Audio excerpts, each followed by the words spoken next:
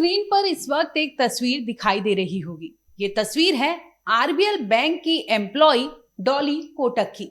तस्वीरों में ध्यान से देखेंगे तो आगे आगे डॉली तो पीछे पीछे पुलिस नजर आ रही है। वहीं दो महिला पुलिसकर्मी भी डॉली कोटक के साथ नजर आ रही है। दरअसल डॉली कोटक ने कुछ ऐसा किया था जिसकी वजह से पुलिस उन्हें अरेस्ट करने पहुंची थी और ये बकायदा कोर्ट का ऑर्डर था, जिसके बाद एफआईआर दर्ज होती है और डॉली कोटक को गिरफ्तार किया जाता है। मुंबई की चारकोप पुलिस उन्हें अरेस्ट करने पहुंचती है, जिसके बाद उन्हें लेकर पूछताछ के लिए आगे जाती है। दरअसल डॉली कोटक ने एक आईटी जो एम्प्लॉय है उसका जीना हराम कर दिया था, उस पर फेक रेप का केस दर्ज कराया था और ये मामले की सुनवाई जब पुलिस की ओर से नहीं होती है तो जो विक्टिम है वो पहुंचता है कोर्ट में और गुहार लगाता है, जिसके बाद आपको बता दें कि ये मामला पूरा 360 डिग्री घूम जाता है। स्वागत है आपका, आप देख रहे हैं क्राइम तक। मैं हूं अश्विनी सिंह। अमूमन आपने देखा होगा कि रेप या गैंगरेप का केस सामने आता है जहां पर विक्टिम महिला आपको दिखाई देती होंगी, लेकिन कई ऐसे मामले हैं जो फेक रेप केस या फेक गैंगरेप का भी मामला सामने आता है। इसी में से मुंबई के चारकोप का ये मामला था जहां पर एक आईटी एम्प्लॉय जो है इस पर डॉली कोटक ने फेक रेप केस का आरोप लगाया था। इतना ही नहीं, डॉली की इस हरकत की वजह से जो विक्टिम है उनकी जॉब चली जाती है, उनका जीना दुर्भर कर देती है डॉली कोटक। उन्हें रह रहकर चाहे मोबाइल पर मैसेज हो, चाहे फोन कॉल हो, चाहे पर्सनल मिलकर उनके घर वालों को धमकी देना हो, इन तमाम चीजें वो डॉली कोटक करती थी।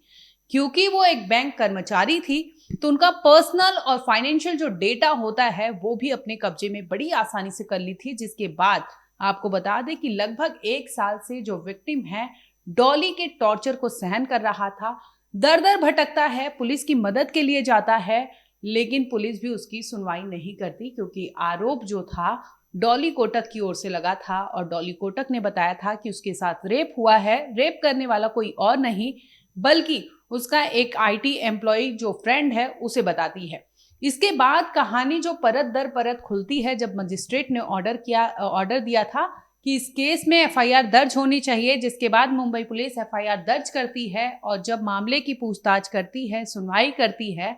तो वो खुलासा होता है जिसे सुनकर आप भी हैरान परेशान रह जाएंगे। दरअसल होता यूं है कि जो विक्टिम है उसकी अगर माने तो उसने बताया था कि पिछले कुछ महीनों से उस पर लगातार दबाव डाले जा रहे थे। इतना ही नहीं, 1 महीने तक उसने जेल की भी सजा काटी थी। डॉली कोटक ने पहले आरोप लगाया था उस पर रेप का, जिसकी वजह से पुलिस ने उसे गिरफ्तार किया था। इतना ही नहीं, गिरफ्तारी के पहले तक डॉली कोटक उसे पहले धमकियां देती थी, मजबूर करती थी। जब उसने उसकी धमकी को अनसुना किया, उसकी धमकी पर कोई कार्रवाई नहीं की, इस पर डॉली कोटक जो है पुलिस की मदद लेती है और उस पर रेप का केस दर्ज करवाती है, जिसके बाद पुलिस उसे अरेस्ट कर लेती है, यानी विक्टिम को। आपको बता दें कि ये जो विक्टिम है वो लगभग 1 साल से ये तमाम चीजें झेल रहा था। डॉली का टॉर्चर जो था वो लगातार मई साल 2024 से वो झेल रहा था। मई में डॉली कोटक का एक मैसेज आता है विक्टिम को, जिसमें वो कहती है, कोटक के नंबर से धमकी भरा मैसेज आता है जिसमें वो कहती है, तुम कभी नहीं जीतोगे, दर्द में रहोगे, दर्द में ही मरोगे, पैसे दो या फिर जेल में मरो। इसके साथ ही आपको बता दें कि डॉली कोटक जब इस मैसेज पर भी कोई रिएक्शन नहीं आता विक्टिम की ओर से, तो वो अब सहारा लेती है कि वो जहां पर विक्टिम काम करते थे उनके उस कंपनी में एक मेल डालती है और मेल डालती है जिसमें वो विक्टिम के साथ जो चीज़ें हुई थी, जो आरोप लगाई थी, वो तमाम चीज़ें वो मेल कर देती है।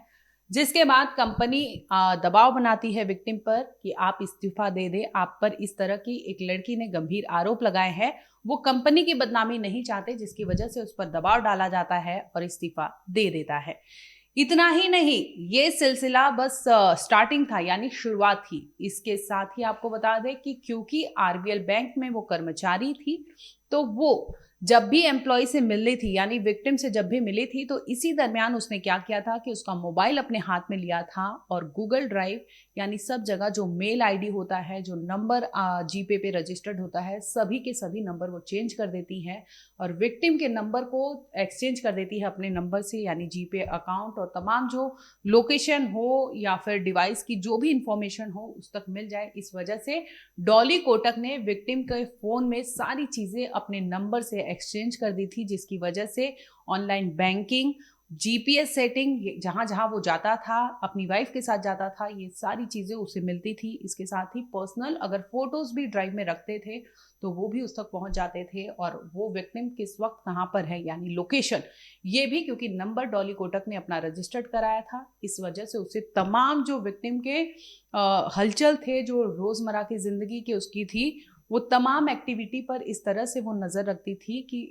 एक बार तो विक्टिम जो है उसे समझ नहीं आता कि आखिर उसके साथ हो क्या रहा है, जिसके बाद उसने पुलिस से कार्रवाई की मांग की थी। उसके टॉर्चर से वो थक गया था, लेकिन पुलिस ने भी उस पर कोई कार्रवाई नहीं की, जिसके बाद हार कर वो मजिस्ट्रेट यानी बोरीवली मजिस्ट्रेट के सामने गुहार लगाता है, जिसमें बताता है कि इस तरह से उसके साथ लगातार अत्याचार हो रहे हैं। इस पर मजिस्ट्रेट ने 4 को पुलिस को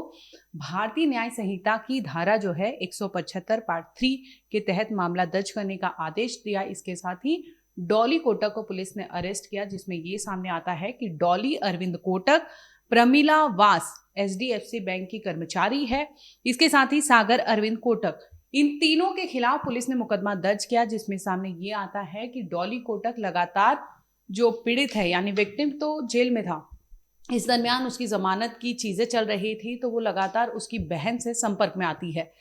जब सुनवाई के दरमियान कोर्ट में मुलाकात होती है विक्टिम की बहन से, तो इस दरमियान वो कहती है डॉली कि तुम 1 करोड़ रुपए दे दो, तुम्हारे भाई की जमानत हो जाएगी और मैं इस तरह से नो ऑब्जेक्शन सर्टिफिकेट बयान जारी कर दूंगी कि उससे ऑब्जेक्शन नहीं है, जमानत उसके भाई को मिल जानी चाहिए। जिसके बाद उसकी बहन बोलती है कि ये हम नहीं कर पाएंगे, इतना मोटा रकम हमारे पास नहीं है। तो इसके बाद भी वो बदले में मांगती है कि जमानत दे दूंगी, 1 करोड़ रुपए दे दो, लेकिन बार बार वो मना करती है और इस पर भी डॉली कोटक रुकती नहीं है। उसे फोन से धमकी देती है कि तुम 1 करोड़ रुपए, पीड़ित पर लगातार दबाव बनाती है कि दे दो 1 करोड़ रुपए वरना ठीक नहीं होगा, तुम्हारे भाई का जमानत नहीं हो पाएगा। इस तरह से वो लगातार उस पीड़ित की जो बहन है उस पर दबाव बनाती है। इसी दरमियान वो मिलने के लिए बुलाती है अपने वकील के केबिन में।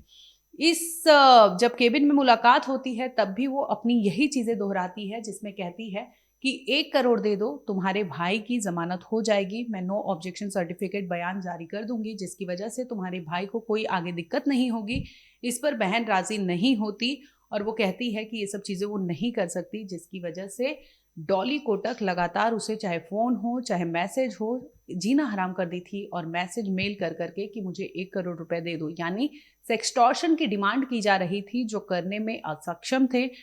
जो विक्टिम फैमिली है वो लगातार मना करती है, लेकिन वो है कि अपने वकील के केबिन तक ले जाती है और ये सारी चीज़ें वहाँ पर डिमांड करती है, लेकिन मुमकिन नहीं होता, जिसकी वजह से जब मामला पुलिस तक पहुँचता है तो पूरे मामले की गुत्थी इस तरह से उलझी हुई थी, ये पुलिस को भी सोचने पर मजबूर कर देती है कि आखिर एक लड़की जिसने आरोप लगाया था रेप का, वो झूठा केस निकलता है और इस तरह से एक विक्टिम को दर दर भटकना पड़ता है, इतना टॉर्चर सहना पड़ता है कि उसकी नौकरी चली जाती है और इस कदर उसकी पर्सनल लाइफ और प्रोफेशनल लाइफ डैमेज हो जाती है कि चाहे उसकी वाइफ के साथ वो कहीं जा रहा हो, जो भी एक्टिविटी करता था, तो वो लड़की उस पर नजर रखती थी और उस पर लगातार दबाव बनाती थी। फिलहाल आपको बता दें कि इस केस में 3 लोगों पर एफआईआर दर्ज की गई है, जिसे लेकर पुलिस ने पहली गिरफ्तारी यानी डॉली कोटक की है। अब आगे आने वाले टाइम में ये देखना होगा कि आखिर जो 2 लोग हैं, प्रमिला वास और सागर अरविंद कोटक, इनका क्या रोल था, क्योंकि उसने कई ऐसी चीज़ें की है जो इलीगल थी।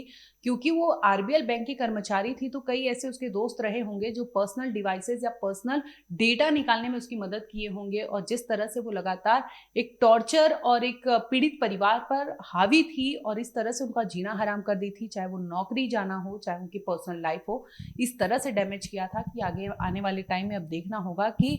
डॉली कोटक के लिए कितना आसान होगा या फिर कितना मुश्किल रहा होगा, जिस तरह से उसने एक आईटी एम्प्लॉय का जीना हराम कर दिया था, जिसकी वजह से उसकी नौकरी चली गई थी। फिलहाल इस केस में इतना ही है, आगे अपडेट होगा हम आप तक जरूर लाएंगे। देखते रहिए क्राइम तक।